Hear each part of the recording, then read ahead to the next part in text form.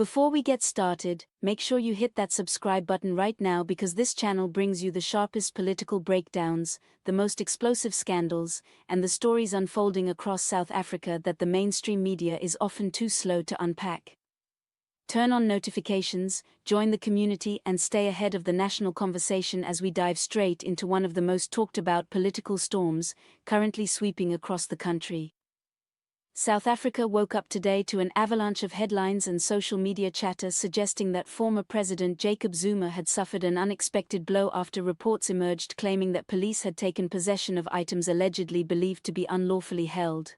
Although no official source has confirmed these claims and no formal statement has verified the operation, the conversation online has erupted with intensity, painting a picture of a dramatic confrontation between law enforcement and one of the country's most controversial political figures.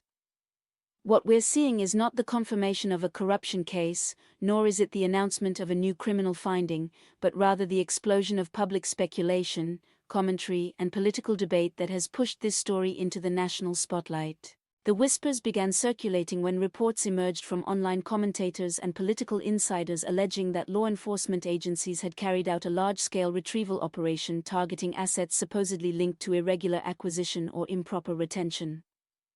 The moment these claims surfaced, Zuma's name became the center of conversation, with theories circulating across platforms suggesting that the operation was aimed at recovering stolen possessions. It is essential to emphasize that these claims remain unverified. However, the magnitude of the reaction reveals just how deeply Jacob Zuma remains woven into South Africa's ongoing narrative surrounding corruption, accountability, and political factionalism.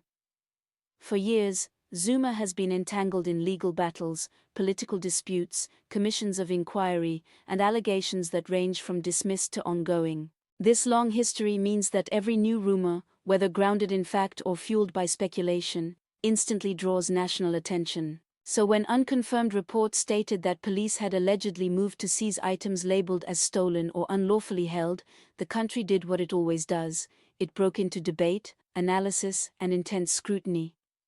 People across South Africa, from political analysts to ordinary citizens scrolling through their phones, wanted answers. Was this supposed police operation real? Was it political theater designed to sway public opinion? Was it simply misinformation amplified by social media algorithms? Or was it something broader and more complex, quietly unfolding behind closed doors while the public attempted to piece the puzzle together? Social media posts described the alleged operation with dramatic flair, claims of unmarked vehicles, heavily armed officers, and a determined effort to retrieve contested assets began circulating widely. Whether these descriptions were grounded in truth or fueled by speculation, they ignited a firestorm of discussion. Commentators argued that if such an operation truly took place, it would represent a significant shift in South Africa's political landscape, reflecting an environment where even former presidents are not immune to the reach of law enforcement. Others pushed back, insisting that the story felt exaggerated, politically manipulated, or intentionally inflated to influence public sentiment. Some suggested that the entire stolen possessions narrative may be nothing more than a product of ongoing factional battles within the ANC or the broader political arena. Regardless of the truth, what is clear is that the story has gained momentum beyond the original rumor. It has evolved into a symbol of South Africa's complicated relationship with political power, justice, and accountability. Predictably, supporters of Jacob Zuma swiftly rejected the narrative. Groups aligned with the former president denounced the claims as yet another attempt to weaken him and undermine his influence. They described the rumors as political persecution dressed up as legal action. Online platforms supportive of Zuma began rallying around him, pushing counter-narratives, launching hashtags, and posting videos questioning the motive behind the alleged operation.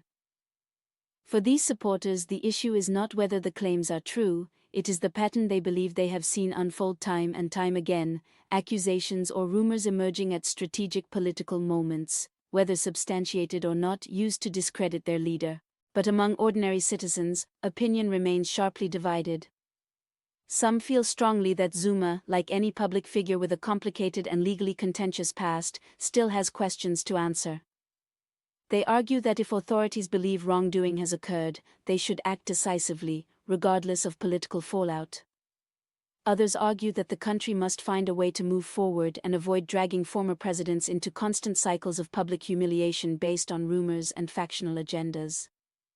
In this sense, the alleged seizure itself became less important than the larger discussion it triggered: what Zuma symbolizes, what the country still grapples with, and how political accountability continues to shape national identity. Zuma's name, whether invoked in a courtroom or a trending hashtag, represents corruption narratives, political struggle, institutional wounds, and the unfinished business of state capture. Any claim, even one not confirmed, touches nerves that have been exposed for more than a decade. If the alleged operation gains credibility or receives official comment, it will undoubtedly stir internal conflict within the ANC. Zuma remains a symbol, a figure with influence, and any move against him, real or rumored, can destabilize political balances within the party, especially with elections always looming on the horizon. Opposition parties have already used the viral rumors as fuel to reopen discussions on accountability, state capture, public trust, and the importance of strengthening law enforcement independent of political interference. What makes this rumor significant is not the claim itself, but the political impact it generates. Analysts believe that whether the story proves accurate, exaggerated, or entirely misleading, it signals a new phase of political conflict. Zuma is not merely a former president, he is a political force with supporters, history, networks, and influence. Any suggestion of a blow against him naturally becomes a national talking point. As the hours pass, more voices will join the debate, more perspectives will surface, and more online narratives will clash. South Africa is witnessing yet another example of how quickly stories, verified or not, can shape the direction of public conversation. What is certain is that this story is far from over.